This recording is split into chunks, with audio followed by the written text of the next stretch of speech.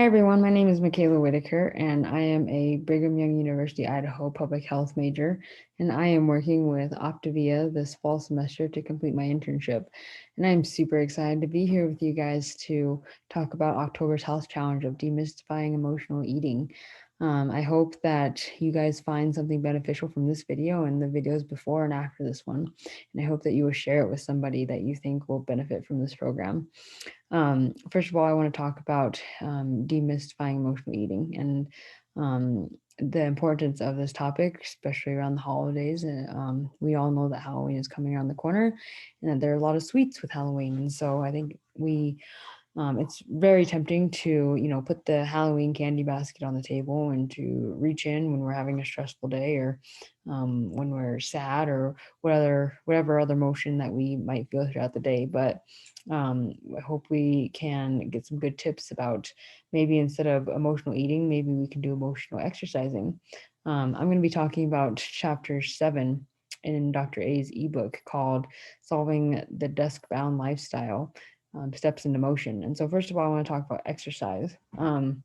Exercise might have positive associations in your mind. You might have positive associations with it. You might have negative associations with it, and that's okay. It doesn't matter what your associations are. We are all on a different place in our journey to health, and there's no right or wrong answer. But I hope that through this chapter that we can create some positive associations with health. I want to talk to you about the um, the approach to exercise. Dr. A says that we all need to approach exercise in a way that is available to us right now and something that we can see ourselves doing indefinitely or that's sustainable. And I think this is really important because not everything, for me as a stay at home mom with 3 kids under 3, whatever is available and sustainable for me is not the same as somebody else. But we need to find something that works with our lives right now in the present. And so that is key. I like how Dr. A talks about we need to change our habits. He talks about habits in the beginning of the book and how habits make up 50% of our day. And so uh, we need to, make little modifications to those habits. So Dr. A in chapter 7 talks about the NEAT system, which is non-exercise activity thermogenesis. And we all know how, the metabolism works. We intake energy when we eat, and then we expend energy when we move and when we work out and when we exercise. And so we need to find a balance where we're intaking as much energy as we're burning if we want to maintain, or maybe we're intaking less and burning more, or for weight loss, or we're we're intaking more and I guess exercising less if you want to gain. So no matter, depends again where you are on the journey of what you want to achieve. But through this NEAT system, he talked about 6 S's, and these S's are stance, standing, strolling, stairs, samba, and switch. And so stance is talking about posture. So I don't know if you realize it, but when we sit up, we are engaging large muscle groups such as our shoulders and our back and our abdominal muscles, our core muscles. And those are key players when it comes to energy expenditure. Same thing with strolling, with walking. If you have the opportunity to walk, take it. There are a lot of opportunities to maybe walk when we drive, or maybe even when we need to talk to someone that might be in another room. Dr. A uses the example of emailing a coworker. Instead of emailing them, go to their office and talk to them. And again, with standing, sorry, I'm not really doing these in order, but standing, there are a lot of opportunities to stand. When I'm doing this video, I'm sitting. I could be standing. And again, I could be engaging those large muscle groups to help burn energy quicker. Um, with stairs, so the next one is stairs. And a lot of people see stairs and they dread them. And, but again, you don't have to run up the stairs. You don't have to skip stairs. You don't have to, be out of breath when you're doing stairs. You just have to, instead of taking the elevator, you could do stairs. Did you know that one flight of stairs is the same as 100 steps? Or doing 10 flight of stairs is the same as walking half a mile. So, so stairs add up quickly. And again, you're using those quads, you're using those calves, you're using large muscle groups to increase the energy expenditure, and increase your metabolic rate. The next is samba.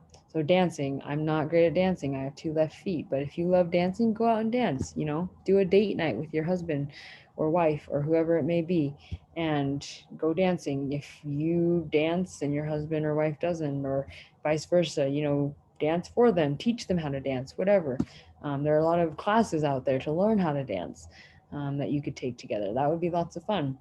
But in music, it not only stimulates your muscles, but it also stimulates your brain. So get a double, you kill two birds with one stone with that one. And then with switch, there's a lot of things, especially in our day, that are automatic. We depend on machines to do a lot of things, such as washing the dishes, washing our clothes, washing our car. There's all those things that we could do manually, and we could be burning extra calories doing that. So if there is a manual option, instead of using technology or a machine, go for it. Use it.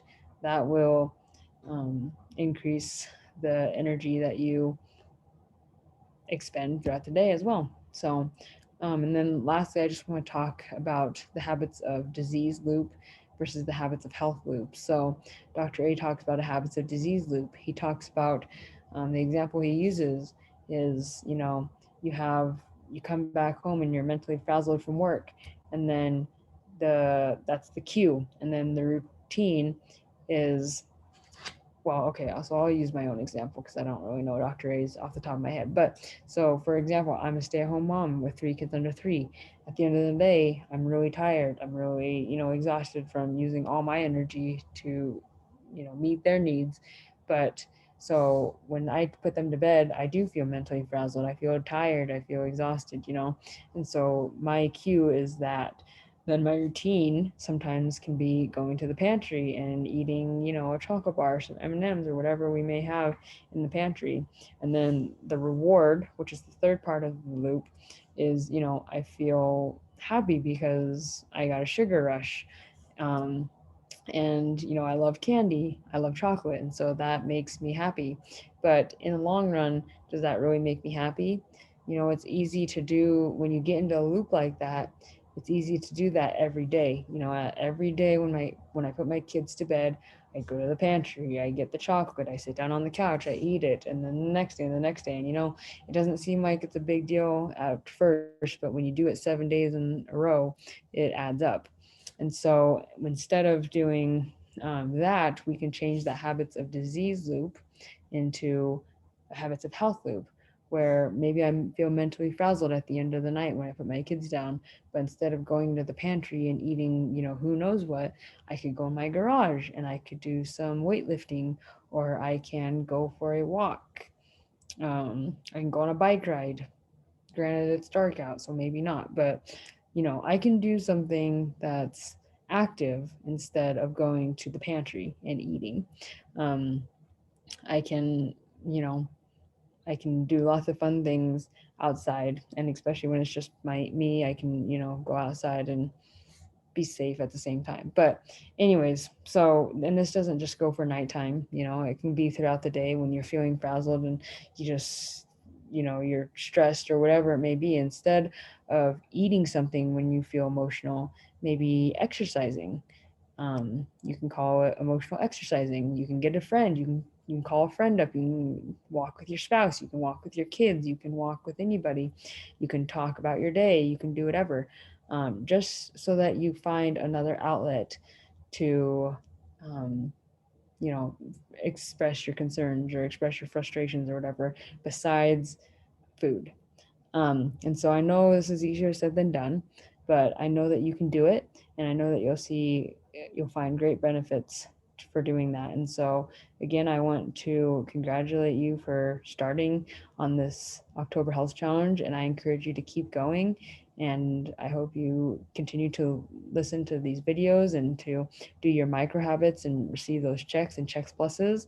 And I promise you, you will find that your health will, and your health, your physical health and your mental health will be better in the long run. And I will end with that. Have a good day. Bye.